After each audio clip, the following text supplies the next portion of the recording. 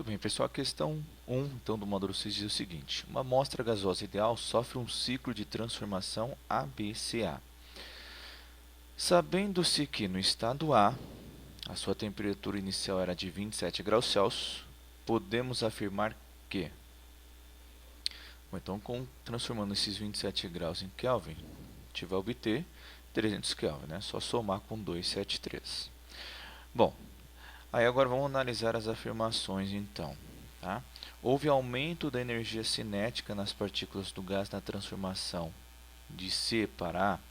Bom, então tem que lembrar que o aumento da energia cinética está relacionado com a temperatura. Tá? Bom, como a gente tem um gráfico pressão pelo volume, essa curvinha aqui parece ser uma isotérmica, né? Como que a gente verifica? Lembra? Se isso aqui for uma transformação isotérmica, o produto pressão e volume tem que ser constante. Né? Então, vamos verificar. 2 vezes 1, 2 vezes 10 à quinta joules. Né? 2 vezes 10 à quinta.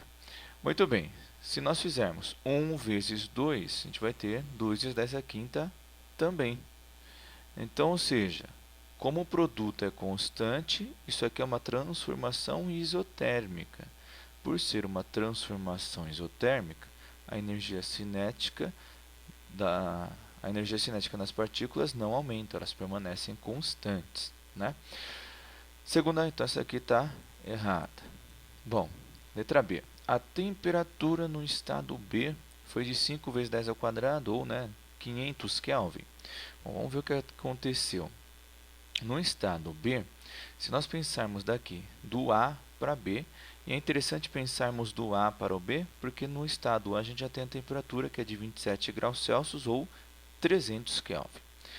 Por ser uma transformação com pressão constante, né, a relação entre volume e temperatura ela é o quê? Diretamente proporcional. Então, o que aconteceu aqui com o volume? De 1 para 2, ou seja, dobrou o volume.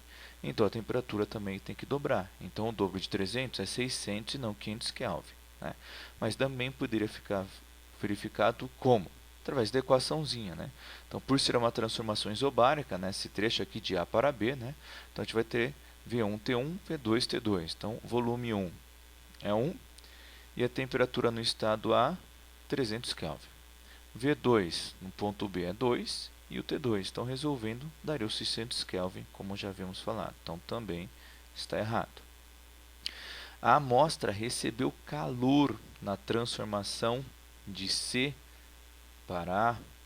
Bom, como a gente já viu que ΔU aqui é constante, então, usando a primeira lei da termodinâmica, quantidade de calor é a variação da energia interna mais a realização de trabalho.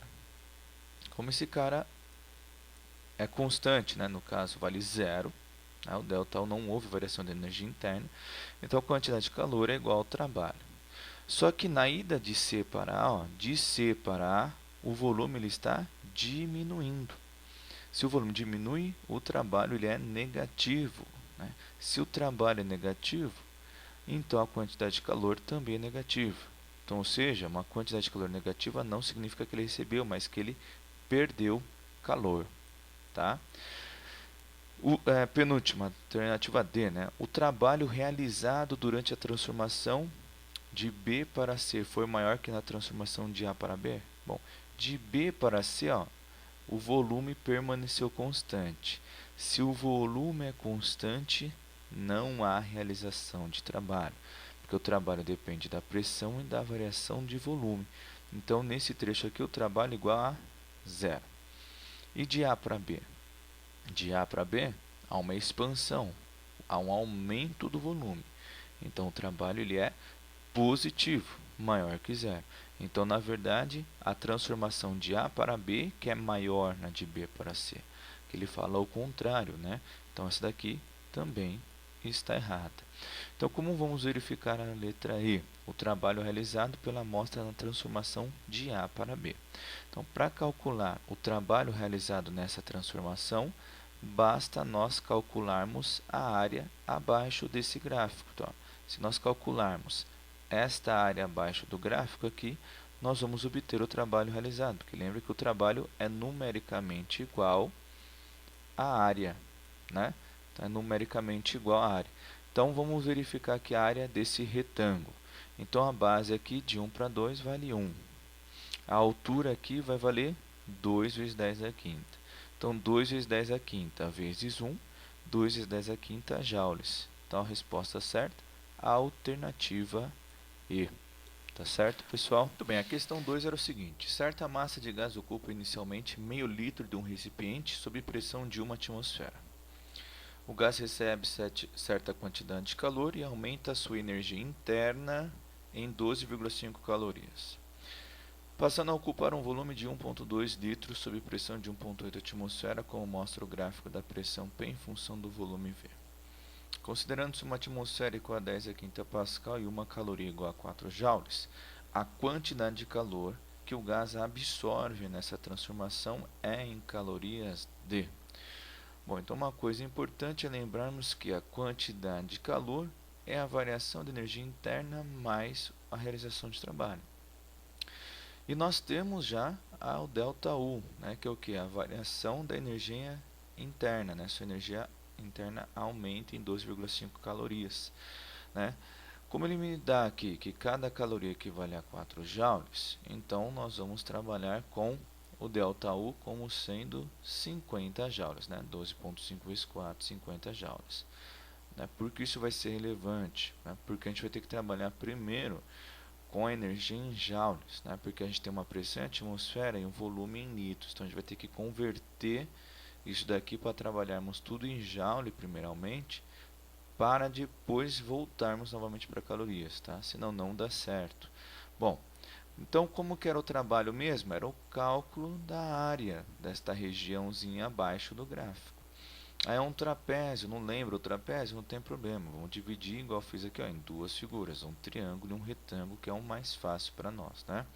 Então a gente vai ter a área 1 e a área 2. Bom, só que antes disso, né, a gente tem que tomar um cuidado aqui com litros. A atmosfera está fácil, multiplica por 10 à quinta. E o litro? O litro tem um detalhe. Cada metro cúbico equivale a 1000 litros. Então, cada litro é um milésimo de metro cúbico. Né? Se daqui para cá multiplica, né, 1 vira 1000.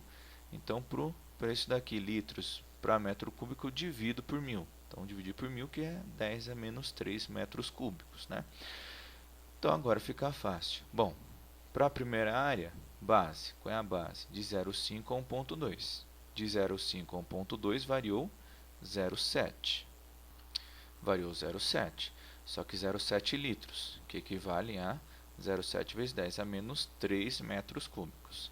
E a altura desse triângulo vai de 1 para 1,8, então variou 0,8 atmosfera, que em pascal é só multiplicar por 10 à quinta. Como é um triângulo, divido por 2. Então, 0,7, 0,8 é 0,56, dividido por 2, 0,28. Né, trabalhando com os expoentes, né, multiplicação, soma, 5 menos 3 fica 2, 10 ao quadrado é 100, vezes 0,28, 28 joules. Tá, e para a segunda área, é um retângulo. Novamente, a base é o 0,7 vezes 10 a menos 3, porque tem que transformar os litros em metros cúbicos. E a altura é de uma atmosfera, ou simplesmente 1 vezes 10 a quinta, que vai dar 70 joules de trabalho. Então, somando tudo, o trabalho vai ser de 98 joules. E a energia interna de 50 joules, como dado no enunciado. Então, ou seja, a nossa quantidade de calor vai ser de 148 joules, né, que foi absorvida. Bom, como cada caloria é 4 joules, para eu vir de joules para calorias, divido por 4. 148 dividido por 4, 37 calorias. Terceira questão diz o seguinte, né? Um gás irá é submetido a um processo em que o volume e a pressão variam simultaneamente, de P1V1 até P2V2. Como mostra o gráfico pressão versus volume da figura a seguir. A respeito desse processo, podemos afirmar que... Bom, o que está acontecendo aqui? Quando a gente tem um gráfico pressão pelo volume, ele poderia nos dar a temperatura, só que está vendo que esse gráfico não é uma isoterma, né? A isoterma deveria ter esta característica, está vendo? Onde o produto, pressão e volume seriam constantes. Mas o que está acontecendo aqui? Como o V2 é maior que o V1 e o P2 é maior que o P1, o produto entre P1 e V1 é menor do que o P2 vezes 2. Se essa pressão perdão, se esse produto é maior do que esse, a temperatura no estado B é maior do que a temperatura no estado A. Então, se houve variação de temperatura, houve aumento da energia interna, tá certo? Então, aqui tudo aumentou. Bom, houve um aumento da energia interna porque houve um aumento da temperatura. O volume também aumentou, então o trabalho também é positivo, né? Então, o que nós vamos ter aqui? Ó? Se nós lembrarmos da primeira lei da termodinâmica, quantidade de calor é a variação de energia interna mais realização de trabalho. Então, tudo aqui foi positivo, né? Aumentou a energia interna, houve uma expansão, então o trabalho foi positivo. Então, vamos verificar a quantidade de calor. Também tem que ser positivo. Então, a energia interna do gás aumenta, certo? Calor é fornecido ao gás, certo? E o gás realiza trabalho.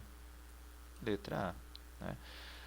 Bom, já está aí a questão certa, né? Vamos verificar só porque as outras estariam erradas, né? Então, até aqui a energia do gás aumenta, aumenta. Então, aqui o erro estaria que a energia do gás diminui. Então, a gente eliminaria essas duas aqui, tá certo? Bom, aí sobra essas duas. Calor é retirado? Calor é retirado? Não, né? Porque houve uma realização de trabalho e um aumento de energia. Então, o calor tem que ter sido positivo, tá certo? Então, realmente é a letra A. Bom, a quarta e última questão diz o seguinte: marca a alternativa que descreve a primeira lei da termodinâmica, né? Então, dá para representar pela equaçãozinha, né? Que a quantidade de calor fornecida é igual à variação da energia interna mais a realização de trabalho. Então, vamos verificar qual que se enquadra nisso, né? O aumento da energia interna, então o ΔU, é dado pela diferença entre o calor recebido e o trabalho realizado. Bom, se a gente for isolar o ΔU, vai ser quem? Calor menos trabalho. Então, alternativa A. Né?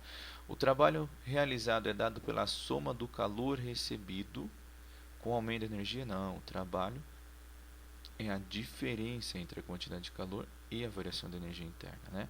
O calor recebido é dado pela diferença entre trabalho realizado e o aumento de energia interna? Não, não é diferença, né? É a soma, tá certo? E a D aí pode estar parcialmente certa ou errada, desde que uma das variáveis sejam constantes. Né? Então, se um sistema realiza trabalho, sua energia interna não se altera, então aí depende de uma outra variável. Essas duas aqui são consequências da primeira lei, e não uma que descreve a primeira lei da termodinâmica. Tá certo? Então, alternativa A.